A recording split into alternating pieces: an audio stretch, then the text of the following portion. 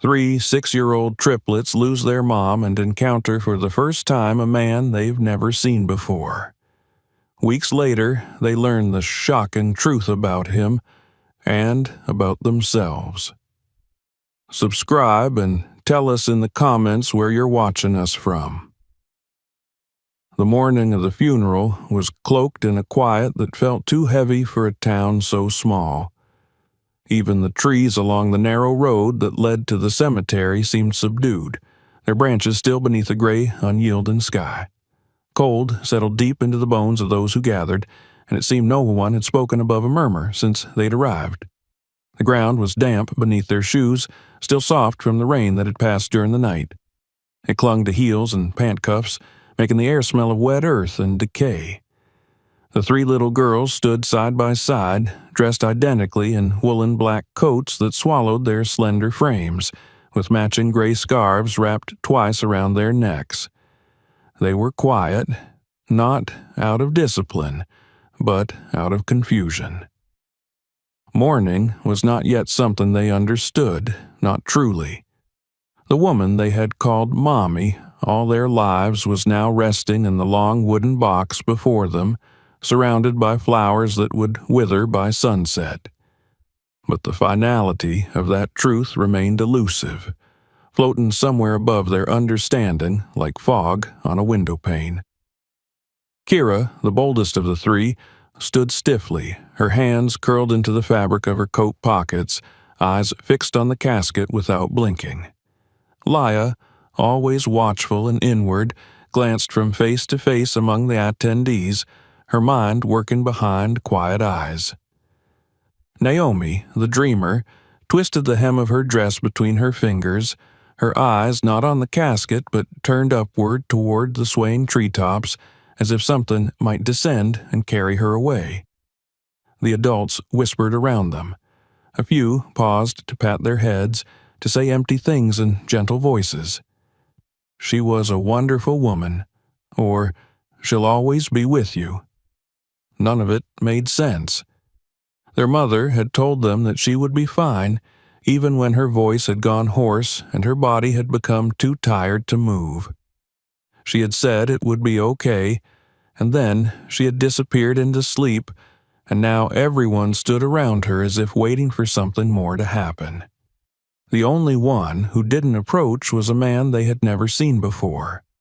He stood some distance away near the edge of the tree line, far enough that most might not have noticed him at all. But the girls did. All three.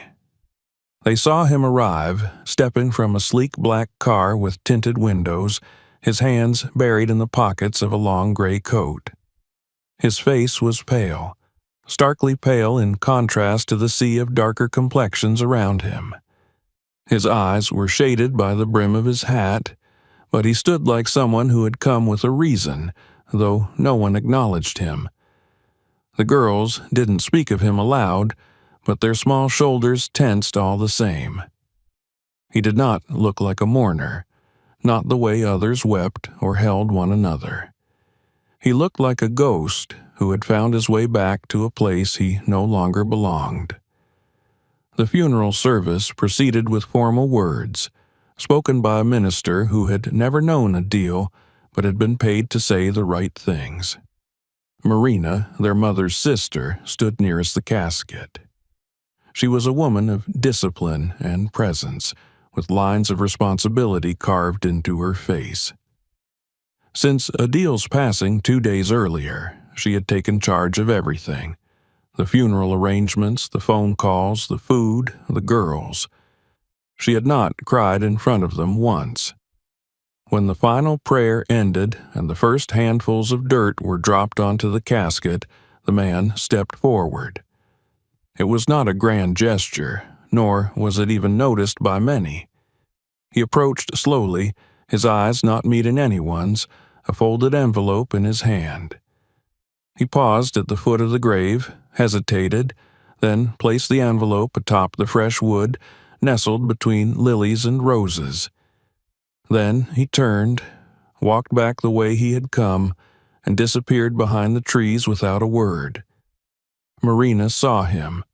Her spine straightened like a rod of steel as he moved. Her lips pressed tight, her jaw tense. When he was gone, she stepped forward briskly and retrieved the envelope, stuffing it into her coat as if it burned her hand. The girls saw it all. They said nothing as they were led away from the cemetery, their gloved hands wrapped in Marina's as she shepherded them to the car. But Kira turned once, looking back to the trees. Naomi clung to Marina's side, unsure why the man's face stayed in her mind more than the service itself. Leah simply watched, storing every detail like a puzzle waiting to be solved. Back at the house, the air was too still. The walls seemed to press inward without the presence of their mother's quiet humming, without the scent of her rosewater perfume lingering in the hallway. Her absence was not just in the bed she no longer occupied or the empty chair at the kitchen table. It was in the way no one dared turn on the radio, in how dinner was served without laughter or stories. The girls sat on the couch with plates of food they did not want. Marina moved through the rooms like someone fulfilling a role rather than living it, her grief hidden beneath order. The house was clean, too clean, stripped of the messiness that had once made it feel like home. In the evening, when the windows reflected darkness and the only sounds were the occasional car passing outside, Marina knelt before the girls and explained that she would be taking care of them now. She had already filed for guardianship. There was no one else, she said. They would be okay. Mommy loved them, and so did she. Naomi asked softly, "But what about the man in the trees?" Marina froze for only a second. Then she smiled too quickly and brushed a hand over Naomi's curls. "No one important," she said, "just someone passing through." Kira frowned. "He left something on Mommy's casket. You took it." Marina's eyes cooled. "It wasn't for you to worry about. Some things aren't meant for children." Later, after the dishes were washed and the house was quiet again, Marina sat alone in her sister's room. She held the envelope in her lap but hadn't opened it. Her fingers trembled. After a long time, she slid a letter opener beneath the red wax seal and unfolded the single sheet inside.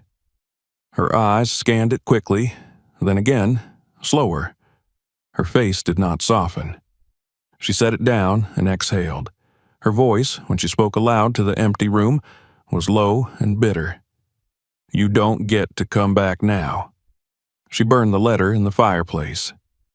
Upstairs, in their shared room, the girls lay side by side in one bed. Kira clutched the stuffed lion their mother had sewn for her.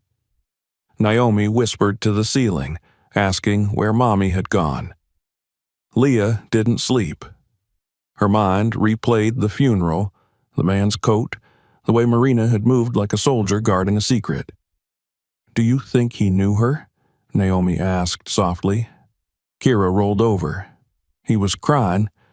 "No, he wasn't," Leah said. "He didn't cry. He didn't look sad, just like he didn't belong." Kira was quiet a moment.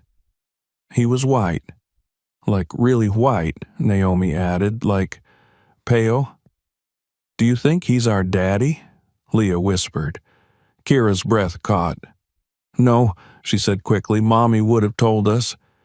But none of them slept easy, and outside, beneath a moon half hidden by clouds, a black car drove away from the town of Elmbrook for the second time in 7 years. This time, it left behind something heavier than it had carried in. Not guilt, not hope, but the quiet realization that some doors, once closed, do not open again, not by force, not by desire. Only, sometimes, by the children left standing behind them. In the days that followed the funeral, a new kind of quiet settled over the house. It was not the respectful hush of mourning or the hushed stillness of ceremony. It was the thick, pressing silence of something unfinished. The house on Maple Street once filled with the subtle sounds of their mother's humming, of pages turning in the evening and pots clinking on the stove, now echoed with absences. The walls had begun to absorb the weight of all that was unsaid, and though the rooms were warm, they felt colder than they ever had before. Marina moved through the house like a shadow with purpose. She kept the girls on a rigid schedule. Breakfast was at 7, brushing teeth by 7:15, lessons at 8, lunch at noon, quiet time at 1, reading at 3, and dinner exactly at 6. The rhythm was efficient, precise, and devoid of the softness the girls had known with Adele. Where their mother had folded routine into comfort, Marina imposed it like a law. She loved them, that much was clear, but love, when filtered through her need for control, lost its gentleness. The girls, unused to the new order, responded in ways as different as their personalities. Kira, the oldest by 4 minutes and the natural leader, pushed back first. She questioned everything. Why did they have to eat cereal instead of pancakes? Why couldn't they sleep with the nightlight on anymore? Why had the books in the living room been boxed away and replaced with Marina's files and folders?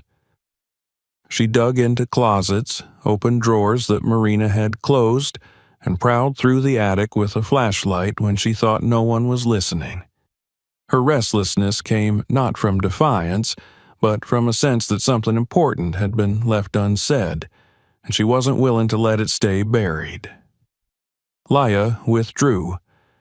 She spoke less, smiled less, and watched more. Her eyes became sharper, her silences more thoughtful. She noticed things.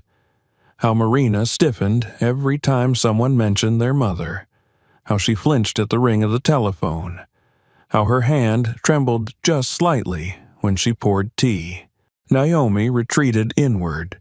She filled notebook after notebook with drawings of their mother, of their old bedroom, of the man from the cemetery. Her sketches were always in pencil, soft and smudged, as if the edges of her memories were already beginning to fade. She drew him tall, pale, always with his head slightly bowed. She had never seen his eyes, but she imagined they were blue. On the 4th night after the funeral, Kira climbed out of bed and opened the drawer of their mother's old nightstand. Marina had left the bedroom mostly untouched, but she had boxed up some of the papers and books that had cluttered the space. Kira, determined, rooted through the contents with quiet fingers. She found a jewelry box, a dried flower pressed between 2 pages of a novel, and a photo album wrapped in a scarf that still smelled faintly of rosewater and mint. She carried the album back to the bedroom they now shared and opened it under the blanket, flashlight balanced between her knees. Leah sat up, silent but alert.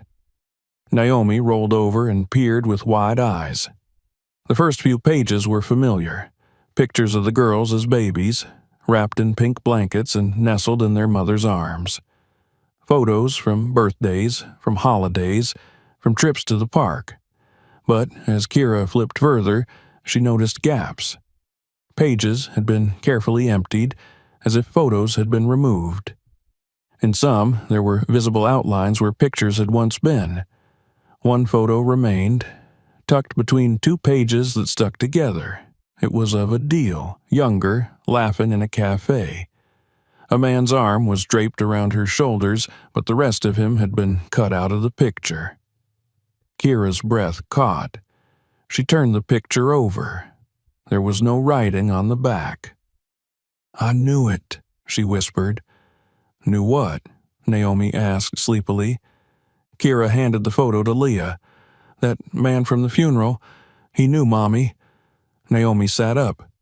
"You think it was him?" Why would she cut him out of the pictures if he wasn't important? Kira's voice trembled. Why would Marina hide the letter he left? Leah didn't answer, but her fingers ran over the edge of the photo as if trying to trace the missing face. The next day, As Marina supervised their morning lessons, Leah was the one who broke the silence. "Why don't we have a dad?" Marina's pen froze above her planner. The clock ticked loudly in the pause that followed. "What kind of question is that?" she said finally. "Other kids at the center have dads," Leah continued. "We never even talk about ours." Marina shut her planner. "Because you don't have one. Your mother raised you on her own. She chose to." Kira narrowed her eyes. "That man from the funeral, he left a letter. You took it." Marina's voice became sharper. "That man is no one.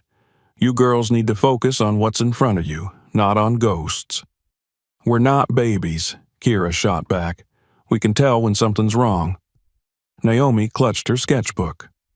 "He looked like me," she said quietly. The silence that followed was too long. Marina stood slowly. "I won't tolerate this kind of talk. You're children. There are things you don't need to know." She left the room and the door closed behind her with a finality that sent a chill through them.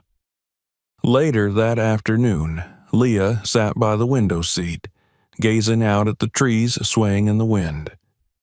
She thought about what she'd seen at the funeral, the way the man had looked at the casket, not with tears, but with a gaze that felt too deep for a stranger. He hadn't cried, but he had been there. That meant something. She remembered a moment from when she was 4. Her mother had been in the kitchen, speaking on the phone in French, a language they'd never heard from her before, one she never used again. At the time, she thought little of it. Now, she wasn't sure. That memory returned, vivid and strange. Kira had gone back to the attic. This time, she found a cardboard box labeled University. Inside were folders, notebooks, and a stack of old letters tied with string. Some were addressed to Adil. Others, unopened, bore foreign stamps and careful handwriting. One was signed E.M. She didn't understand most of the words, but the return address caught her attention. Sorbonne Université, Paris. That night, the girls huddled under the covers, the box between them. "What if he's still there?" Naomi asked. "In France." Kira nodded slowly. "Then we'll find him." Leah frowned. "How?" "We write him a letter," Kira said, "just like he did." "We don't know where he lives," Leah countered. "He worked at that school," Kira said, holding up the envelope. "Maybe they know." Naomi was already reaching for her sketchbook. "Let's do it, just to know." And so, with a sheet of lined paper and their best handwriting, the letter began. It was short, full of simple words, and carefully unsigned. They didn't say who they were, only that they believed he had known someone named Adil, and that they had questions.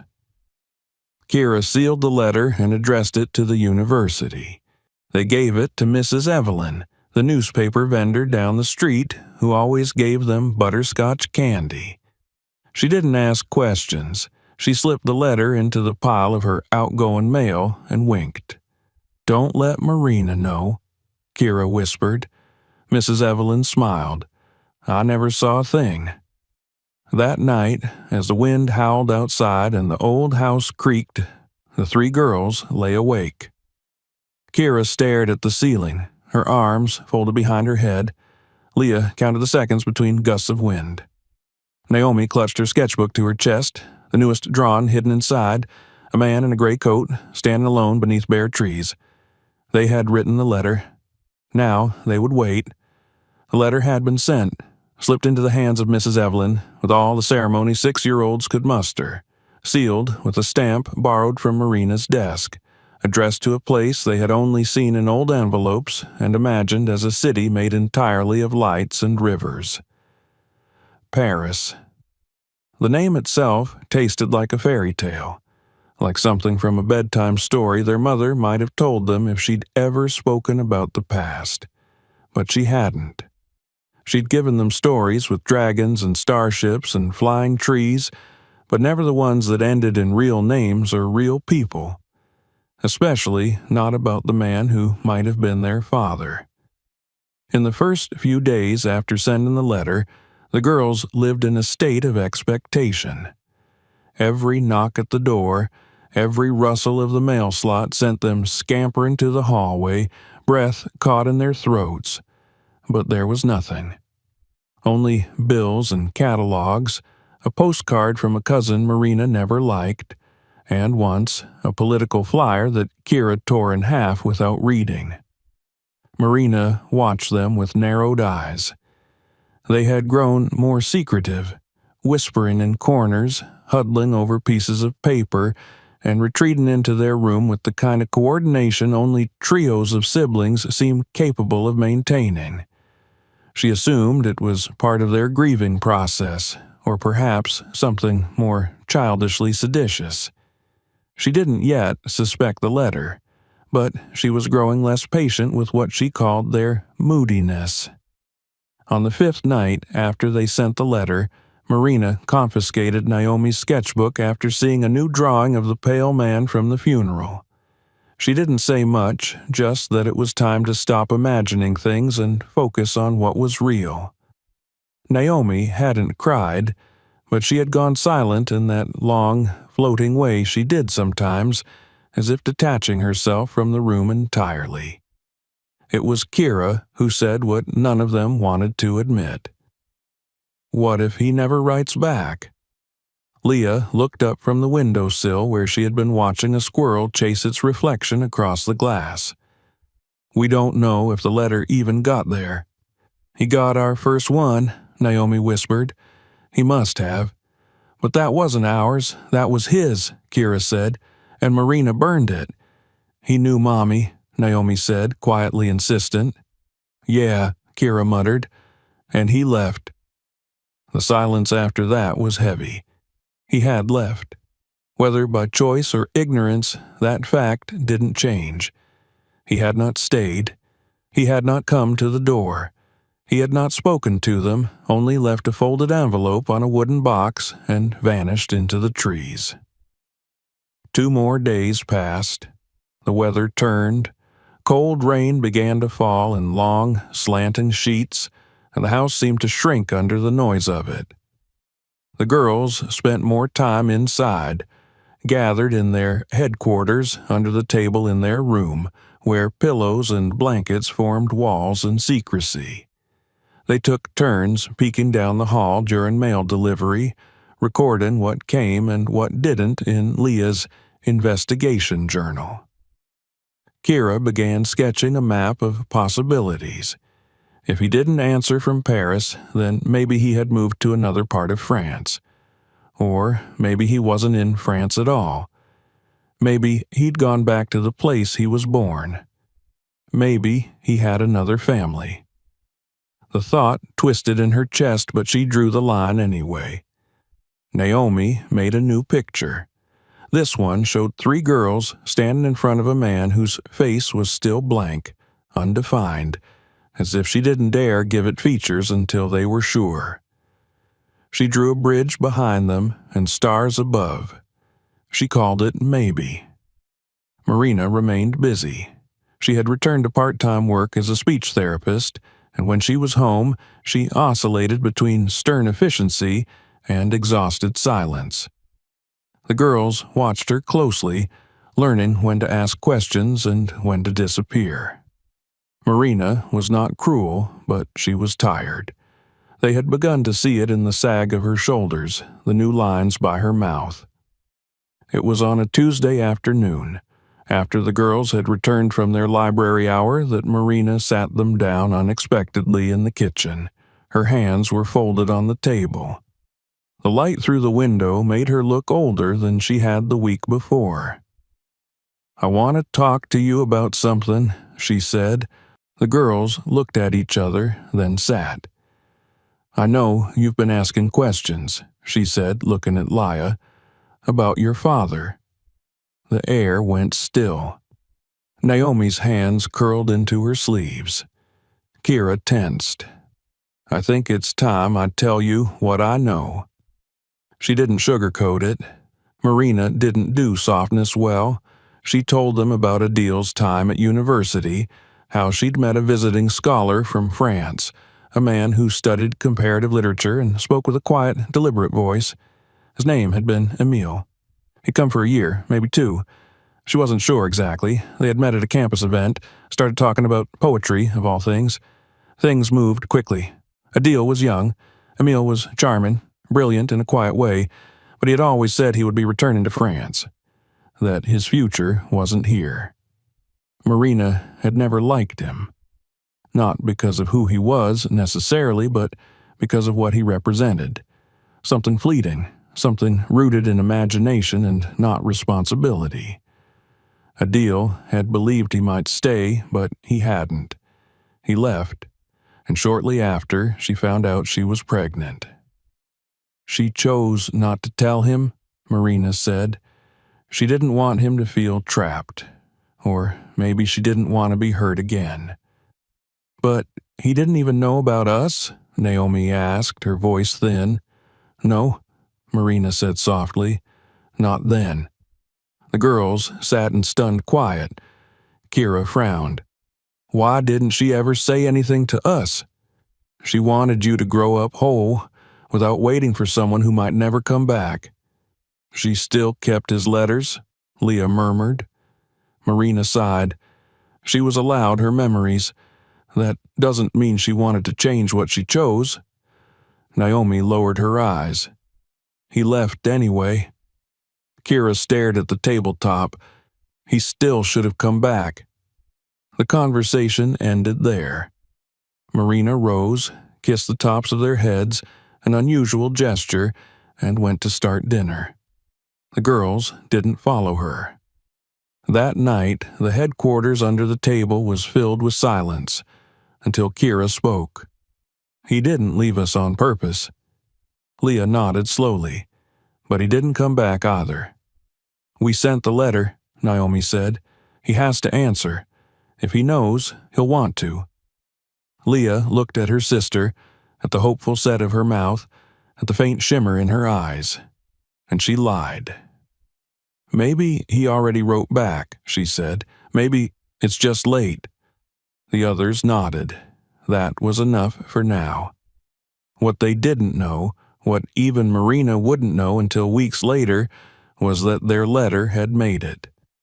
It had traveled across the ocean, sorted through hands that didn't recognize its quiet importance, and found its way to a dusty mailbox in the administrative wing of a centuries-old building in Paris. But the man it was addressed to no longer lived there. He had left his position months ago, quietly and with no forwarding address. His office was empty. His name had been removed from the faculty list. Only a few colleagues remembered him at all. The envelope sat for days on a desk before someone filed it away in a bin marked Unknown Recipient. It might have ended there. But fate, in its winding ways, rarely obeys such tidy resolutions. One of Emile's former students, now a clerk in the archives, saw the letter and the name and remembered. He didn't know where Emile had gone, but he remembered him mentioning a town in America once, a woman he had cared for, a name, Adil. The clerk, moved by something he didn't quite understand, took the letter home and began to search. The days bled into one another with the gray sameness of early winter. The first snow had fallen and melted in a single afternoon, leaving the ground damp and cold, as if nature itself had paused, uncertain whether to move forward or retreat. In the house on Maple Street, the air carried a strange stillness, and the girls moved through their routines like figures in a slow, deliberate dance. The letter they had sent weeks before remained a secret among them, wrapped in hope that had begun to fray at the edges. They no longer rushed to the door at the sound of the mail slot. They no longer whispered as frequently beneath the blankets at night. Their little flame of belief had not gone out, but it had dimmed. Marina noticed the shift. She had begun to loosen her grip on their schedule, allowing the occasional variation, a later breakfast on Saturdays, a walk to the library even when it was cold. It wasn't softness exactly, but something close to recognition. She understood that grief was not linear, that children mourned in waves, sometimes with laughter, sometimes with silence. She tried in her own way to meet them where they were, but she didn't press. She didn't speak again of Emile, or the girl's father, or the letter she had burned. The subject lay buried under snowdrifts of unspoken things. Then, one morning in early December, the mailbox held something new. It was Leah who found it. The others were inside, tangled in a half-hearted board game, their interest already waning. Leah had volunteered to check the mail, more out of habit than hope. She opened the creaking lid, shuffled through the usual bills and coupons, and froze. The envelope was cream-colored, thick, with the kind of texture that felt expensive to the touch. Her name wasn't on it, but she knew. She knew.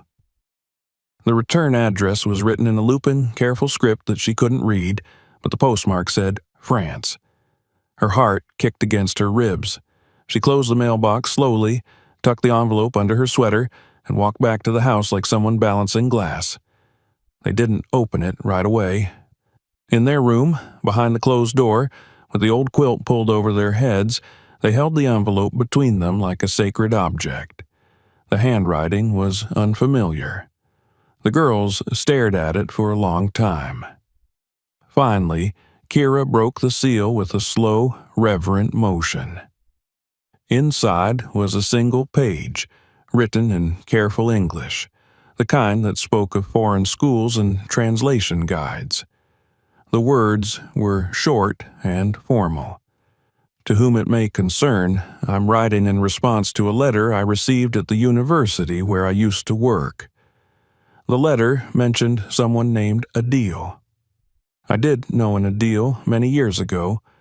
She was important to me. If you are writing on her behalf or are related to her, please know that I remember her with deep respect. I am no longer at the university. I live now in the countryside near Lyon.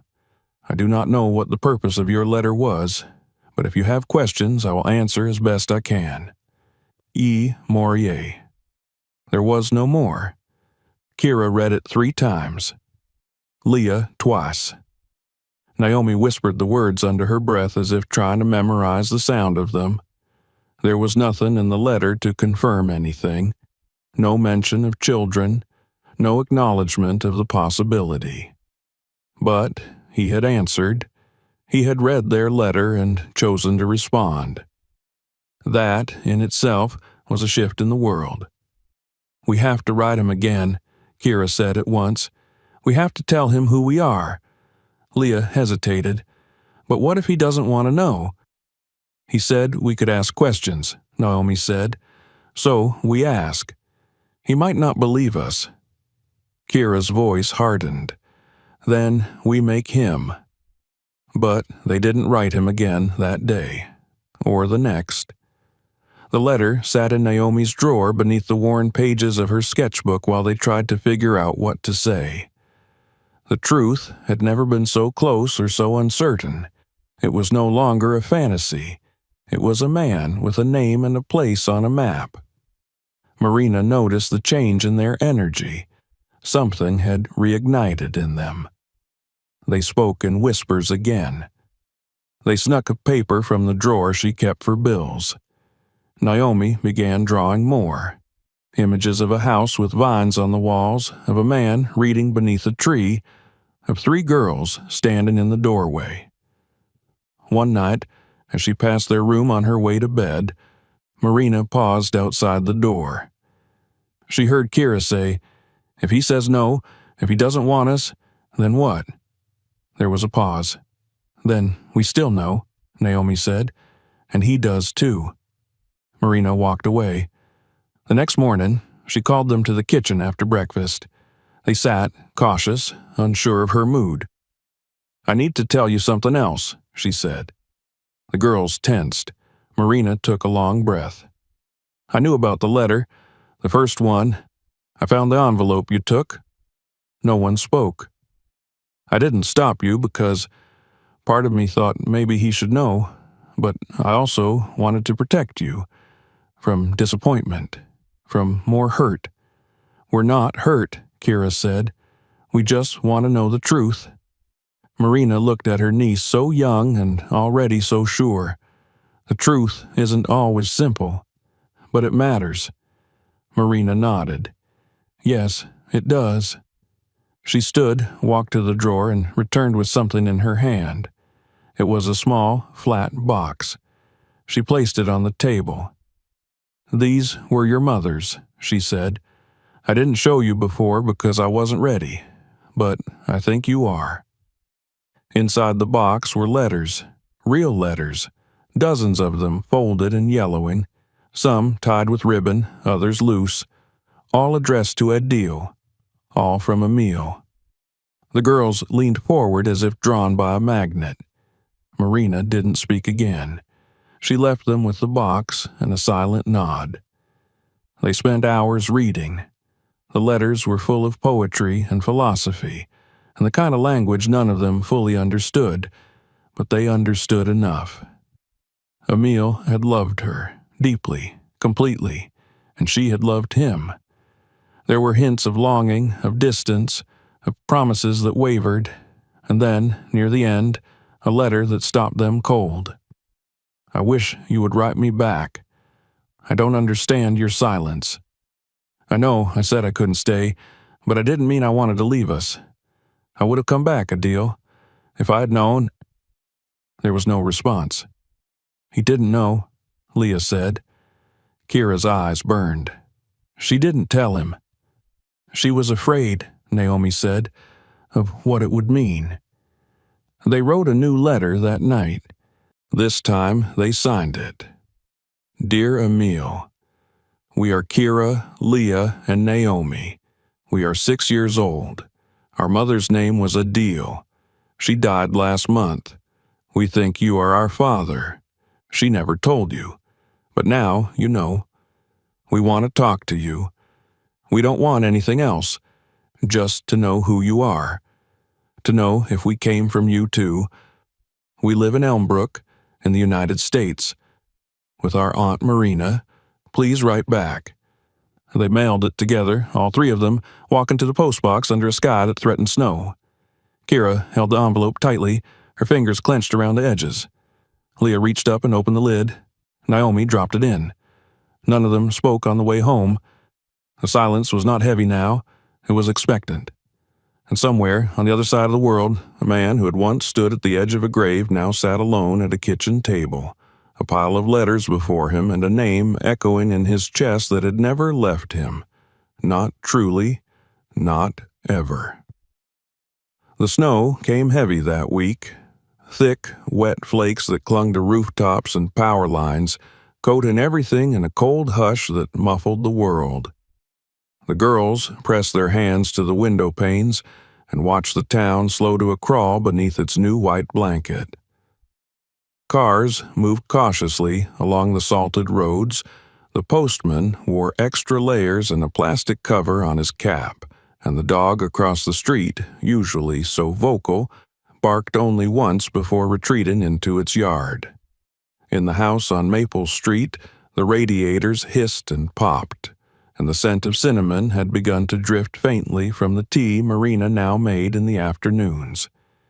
It had been 9 days since they sent their second letter to Emil. The girls had not expected a reply so quickly, and perhaps for that reason they had not spoken of it much, not aloud. But it was there, in the way Kira paused each time she passed the hallway table, in the way Leah kept peering through the front curtains, and in how Naomi had begun to draw the same house over and over again. A house that did not exist in Elmbrook, with shutters painted blue and a garden of lavender below the windows. They were waiting, each in their own way, and though none of them said it, they knew something had shifted. The truth had been spoken. The veil was gone.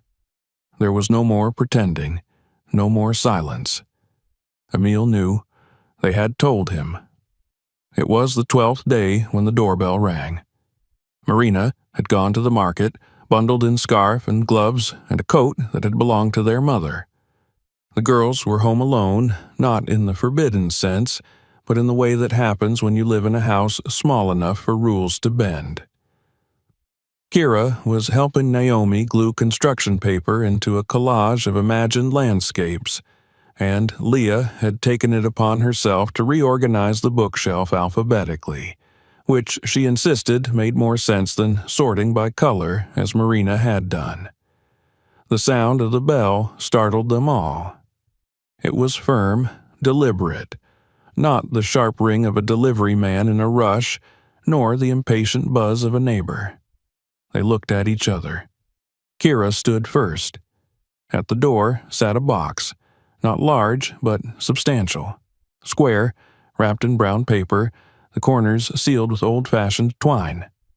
There was no postage, no stamps, no address, only a small white card taped to the top bearing 3 names written in black ink: Kira, Leah, and Naomi. They carried it inside like a treasure, reverently, fingers brushing the twine but not yet pulling. On the coffee table they gathered around it, kneeling on the rug as if around a campfire. Naomi's hands hovered just above the edge. "Is it from him?" she whispered. "It has to be," Kira said, but her voice had lost its usual certainty. Leah peeled away the tape carefully, untying the string in a single pull. The paper fell away, revealing a plain white box beneath. She lifted the lid slowly. Inside were 3 smaller boxes, nestled in folds of tissue paper, each wrapped in soft gray cloth. They were identical in size and shape, and each had a small tag attached by ribbon. Kira's name, Leah's, Naomi's, no letter, no explanation. The girls stared, then opened them all at once. Inside each box lay a necklace, a thin silver chain with a small pendant, oval-shaped and engraved with delicate lines. In the center of each pendant, embedded flush with the metal, was a tiny pressed flower, so small it could have been mistaken for paint, until Naomi touched it and gasped at the texture. "Real?" she whispered. "It's real." They looked almost the same, but not quite. Kira's flower was deep violet, Leah's pale blue, Naomi's soft yellow. Turned over, each pendant had an engraving on the back. The words were simple. In Kira's, "You are brave." In Leah's, "You are wise." In Naomi's, "You are light." Naomi began to cry first. Silently, without sobs or sound, the tears sliding down her cheeks as she clutched the pendant to her chest. Kira's fingers trembled. Leah stared so long her vision blurred. There was no card to explain them, no signature.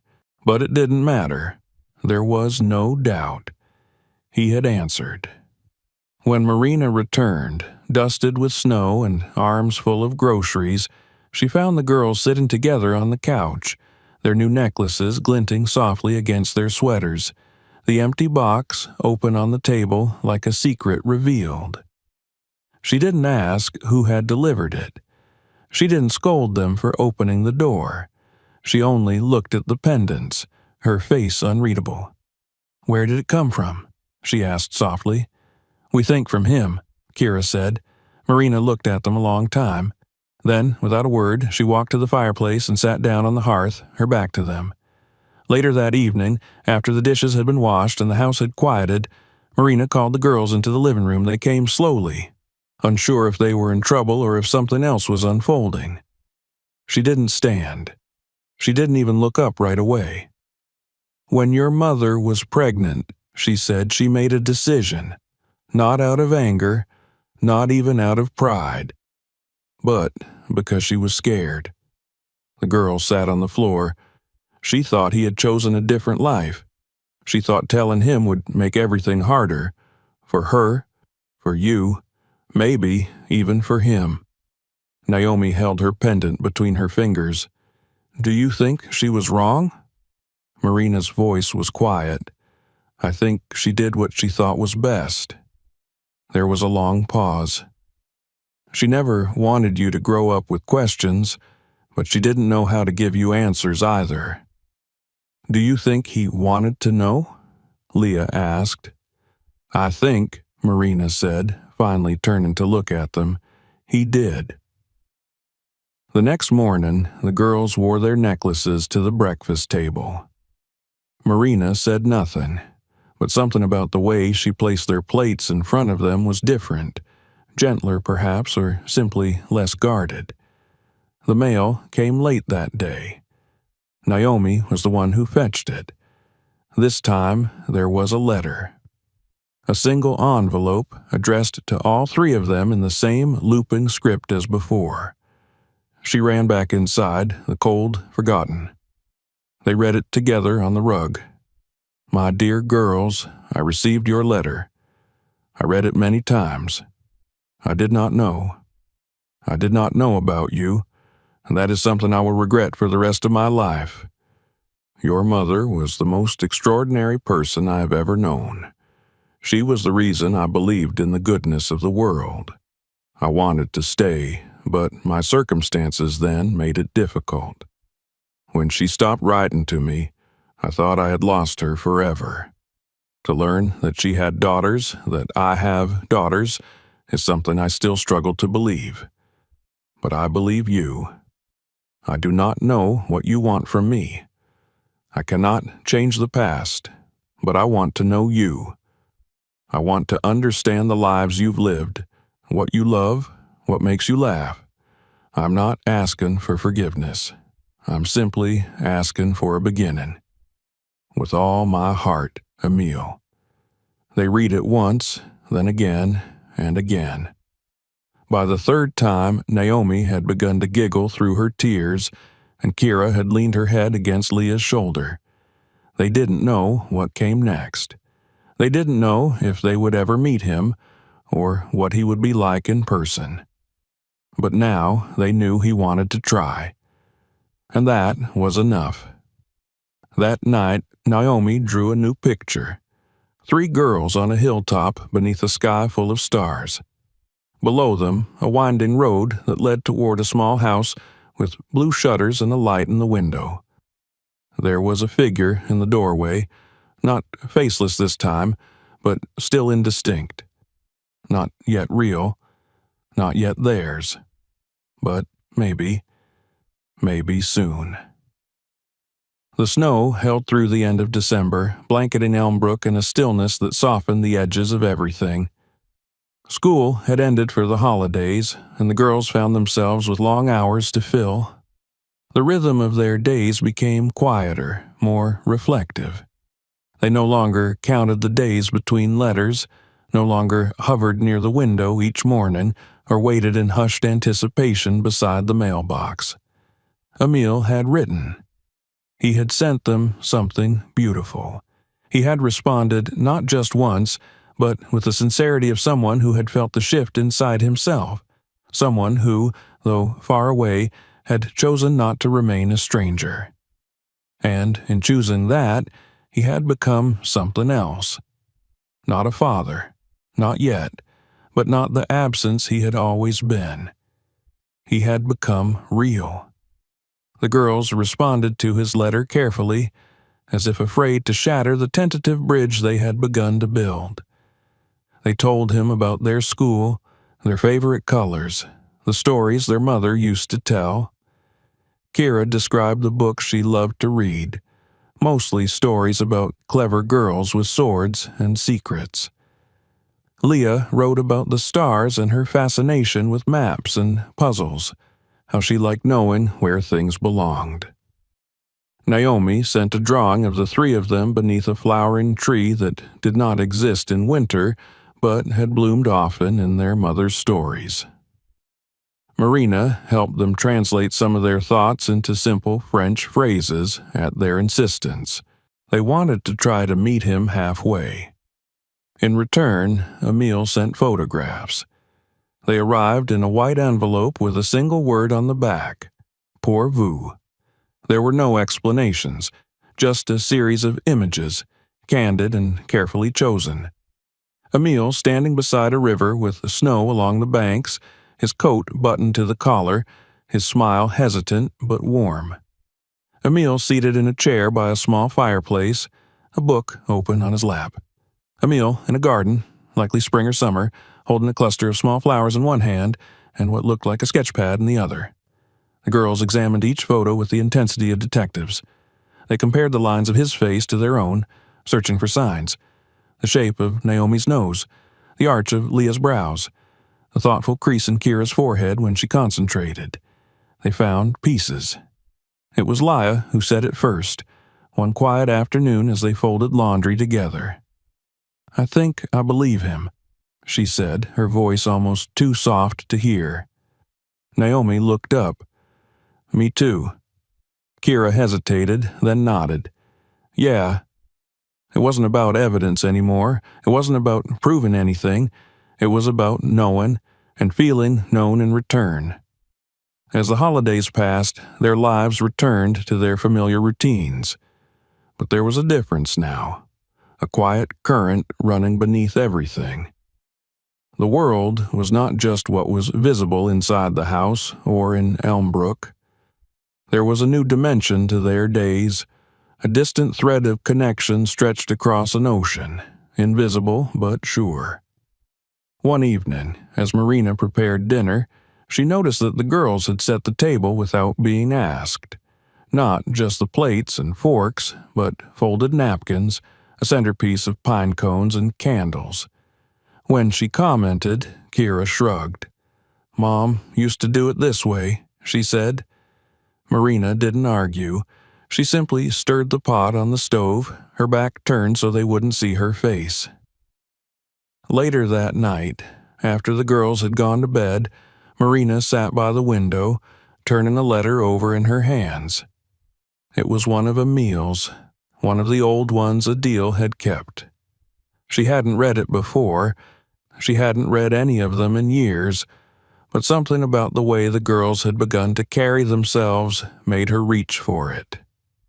The letter was simple. Emile wrote about missing Adil's voice, about a dream he had in which they walked through a bookstore in silence, touching the spines of old novels. He ended the letter with a single line: "I think part of my heart is in your pocket, waiting to be remembered." Marina folded it carefully and returned it to the box. She didn't cry. She rarely did. But something in her chest softened, a quiet loosening she had not expected. The next day, she took the girls to the botanical garden outside town. It was a strange trip, given the cold, but the greenhouses were open and warm inside, filled with tropical plants and borrowed sunlight. As they walked the winding paths, Naomi stopped in front of a tree with wide green leaves and small white blooms. "Mama used to talk about a tree like this," she said. "Frangipani," said Marina, reading the tag aloud. She loved the smell. Kira stepped closer, her eyes narrowed. "She once told me it grew near her university. She said she used to sit under it when she wrote." They stood quietly for a moment, all four of them. Marina reached out, almost without realizing, and touched the petals gently. When they returned home, Marina brought out a small box from the hall closet. It had been sealed with tape years ago, labeled simply Adil. The girls watched as she opened it. Inside were more photographs, journals, a scarf, a tiny music box, and a notebook filled with poems written in their mother's uneven hand. Marina handed the box to them. "She wanted you to have these someday," she said. "I think it's time." That night, they read their mother's poems aloud, taking turns by the fireplace. Some were silly, rhymed lines about squirrels and teacups and moonlight. Others were fragments of something deeper, verses about loneliness, about waiting, about choosing love even when it meant being alone. There was one poem written in French. Leah struggled to translate it with Marina's help. It was about a bridge and a letter that never arrived and the belief that someday someone would cross the water. Naomi copied it into her sketchbook, surrounding it with drawings of rivers and stars. January faded into February. The snow melted slowly, then all at once. The streets turned to slush. Birds began to appear on branches again, tentative and twitching. The town stirred from its long winter sleep. And the girls, too, began to move differently. They no longer whispered about Emil. He had become a fact of their lives, not a secret. They spoke of him openly, sometimes with questions, sometimes with longing, but always with a kind of peace. They wore their necklaces often, though not always. They began to speak of him not as the man from the funeral, or our maybe dad, but simply Emil. One Sunday afternoon, as they worked on a school project about family traditions, Naomi asked if they could include something from Emil's letters. "We don't have a tradition with him," Kira pointed out. "Not yet," Leah said, "but maybe we will." They included a copy of one of his photos and a quote he had written in his second letter. "Family is not always who you start with. Sometimes it's who you meet along the way." Their teacher called Marina the next day, surprised and touched. Marina said only, "They're learning to define things for themselves." As spring approached, the girls began to ask fewer questions, not because their curiosity had lessened, but because some of the answers had already begun to bloom inside them. They had accepted the shape of their story. It was not symmetrical, it was not tidy, but it was theirs. And that was enough. On the first warm day of March, they planted a flower in the yard. Marina helped them clear the soil. Naomi chose the spot. Kira pressed the roots gently into the earth. Leah placed a small stone marker beside it. The flower was white. They didn't name it or dedicate it. They didn't need to. It would grow, like them, and in its own time, it would bloom. The day Emil arrived in Elmbrook, the rain came soft and steady, like a hush drawn across the sky. It was not the kind of rain that howled or demanded to be noticed. It fell with quiet purpose, washing the dust from the sidewalks, leaving behind a sheen of silver on the rooftops and pavement. The town held its breath in a way that felt coincidental but meaningful, as if the clouds themselves were reluctant to speak too loudly, to interfere with whatever was about to unfold. Marina had spent the morning in a kind of still activity, moving from room to room without quite finishing anything. She straightened picture frames that didn't need straightening, refolded the dish towels, changed the water in the vase of lilies on the windowsill. The girls were unusually subdued, each absorbed in their own small rituals of anticipation. Naomi had chosen her outfit 3 times, and finally settled on a dress their mother had once sewn for her, its hem now a little too short, but beloved nonetheless. Leah had gone to the library in search of a book about France, and returned with 2, reading them both silently in the corner. Kira had written and rewritten a page of questions, folded it into her pocket, then taken it out again and torn it into pieces. No one said aloud what they were waiting for. It wasn't necessary. They had not made a sign.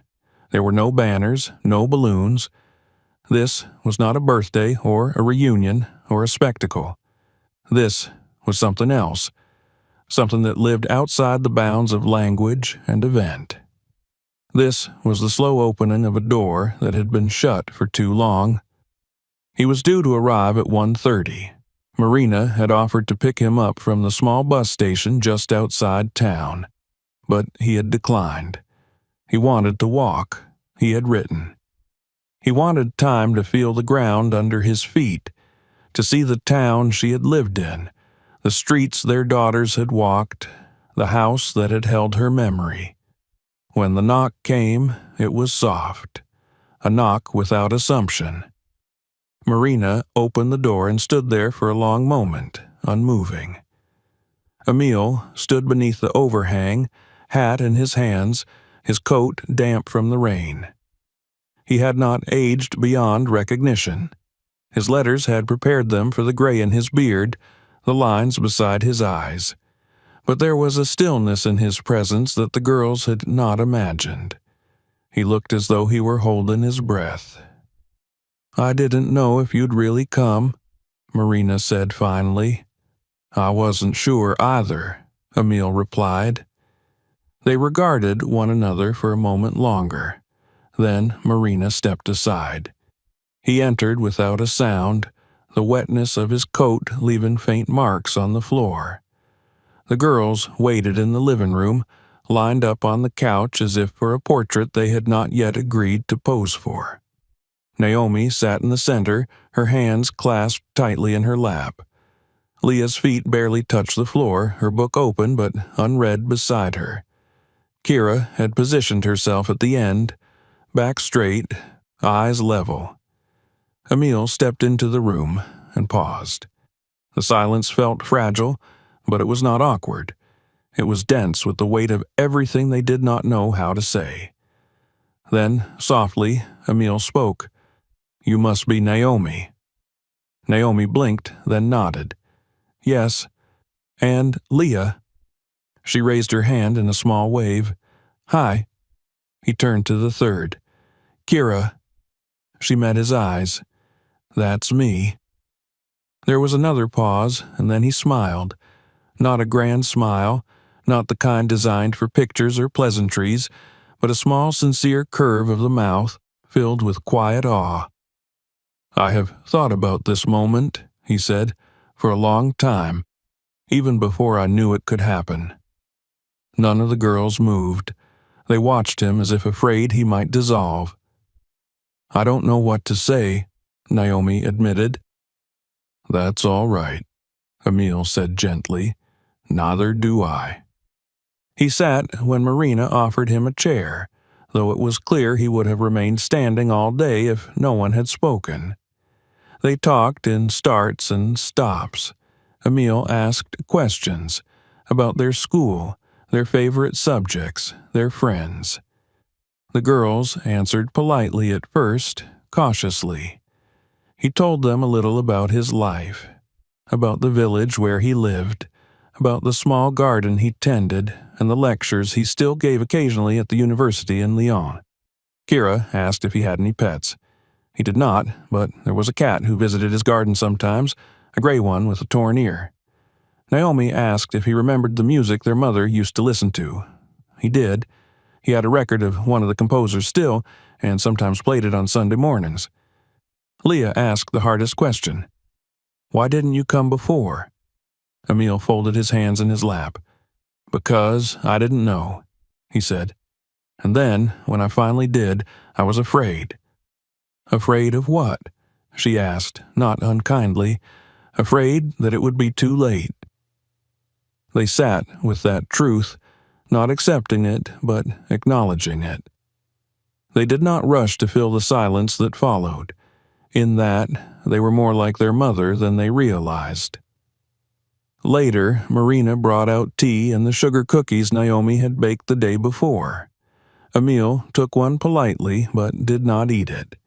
His hands trembled slightly, and he kept them folded around his cup like an anchor. When the girls stepped out into the backyard to give the adults space, Marina remained seated across from him. She studied his face in a way she hadn't allowed herself to do when he first arrived.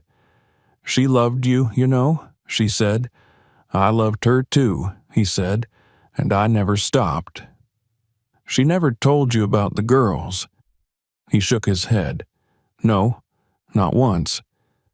"She thought she was sparing you." He closed his eyes for a moment, a flicker of pain passing across his face. She was wrong, he said, but I understand. Outside, the girls wandered the path near the flower they had planted in March. It was still small, but the buds were firm, resilient. Naomi knelt beside it and traced the petals with her fingertip. "He's real," she said softly. "Yeah," Kira said. "He's real."